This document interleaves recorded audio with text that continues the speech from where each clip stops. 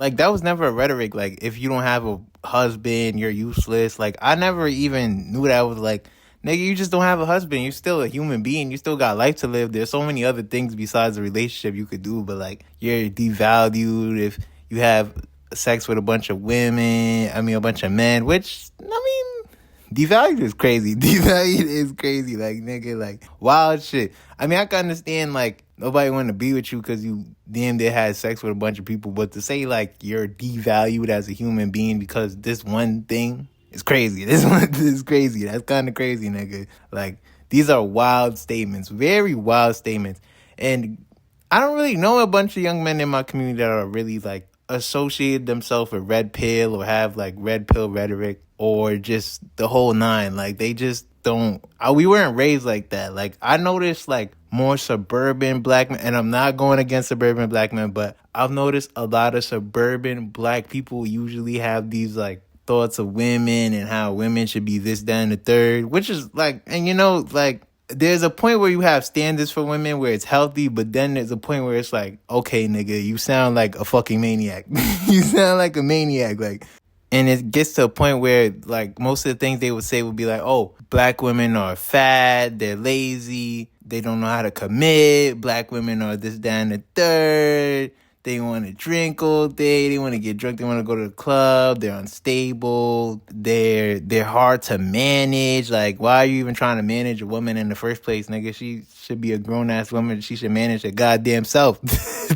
You already sound controlling and crazy as it is. Like, what the fuck? And then it's like, oh, all black women are masculine, they're loud, they're aggressive, nobody wants to be with them, they're the lowest on the totem pole. And I notice a lot of black men that are in the quote-unquote red pill space say a lot of things like this. And I just cringe, because it's like, okay, my nigga, like, okay, for instance, most black women being aggressive, you know damn well that's not true. Like, yes, there's black women that are aggressive, but a whole race of women that are aggressive, like, you, come on, bro. Like, are you even living in the lens through black people? Like, I feel like a lot of times these people are not even really around black people. I can't tell if they're just seeing shit on social media or they're really not around their community, because there's like, black women are in variations, like, just like us, like, you know, different thoughts, different feelings, different actions. Like, we're a whole fucking race of people. Like, these thoughts are crazy. These opinions are unnecessary, and they come off anti-black. It is what it is. Like, I'm calling a spade a spade. Usually really negative, and honestly, most times they don't really solve any real issues. Like, okay, black women are unfit, but why are black women unfit?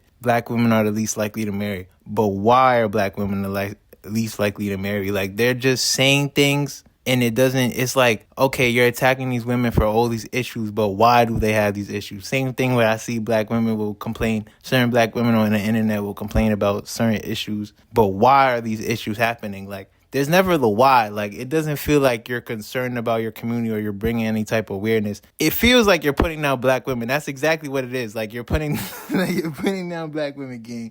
That's really what it is. And I just noticed that even with Myron, like, from Fresh and Fit, them two idiots, they go back and forth, have all the negative shit to say about black women. Then they do little bullshit, like kiss ass to a bunch of white guys on the Twitter space. Whole time these niggas is calling them the San Edwards and old time.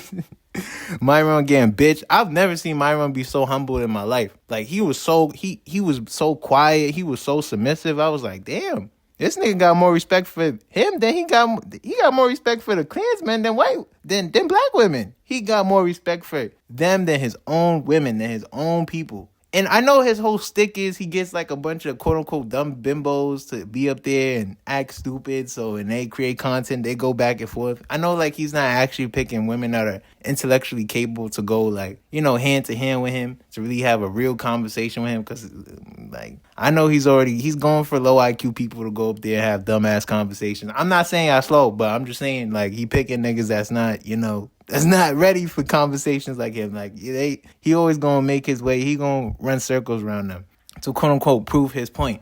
But we know why they're up there. Plus, these are OnlyFans women, promiscuous women, 305, whatever, this, that, and the third. He complains about them, but at the same time, he's not probably, because I think Fresh already got caught already. Like Fresh got caught already. He got one of them pregnant. She aborted the baby. They're fucking the 304s that they complain so much about. Like they're having sex with these women. They're paying these women. They have these women on yachts doing all types of goofy shit. Like these niggas are complaining about the same women that they're entertaining. So you can't even take them seriously.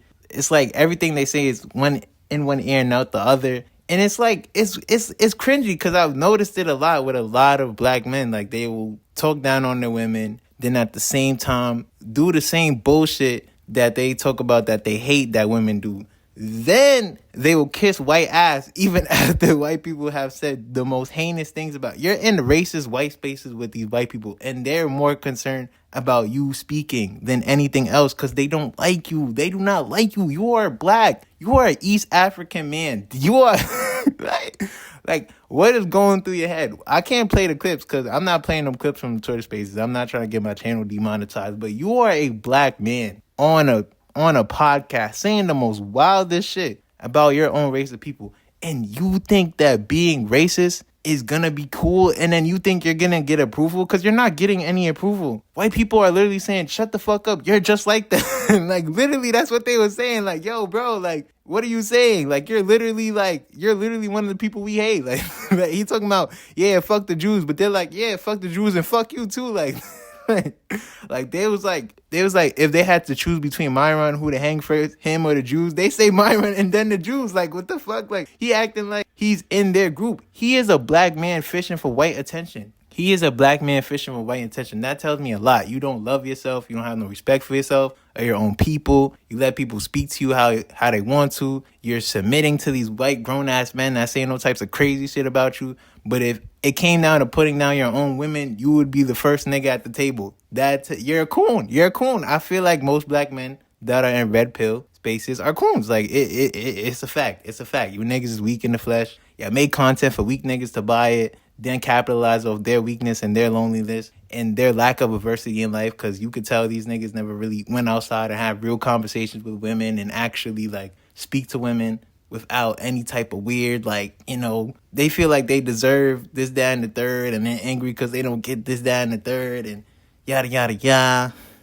So you ran about women all day. Like, weak shit. Like, just weak shit. Just a bunch of weak niggas, bro. Just the weak leading the weak. The fuck are you talking about? Then a lot of these niggas will talk about the baby moms and black women having all these kids, and then marry a white woman that has baggage and has kids. Like, that. Like, I guess it's cool on the white side. Like, I guess, like, I don't know, really weird shit. That's another thing I've noticed. Like, these men will go after white women that are kind of like the same things you hate about black women. You're marrying the same type of women. Like, the quote unquote mindset that y'all hate about quote unquote all black women that you view them. Because that's how y'all view them.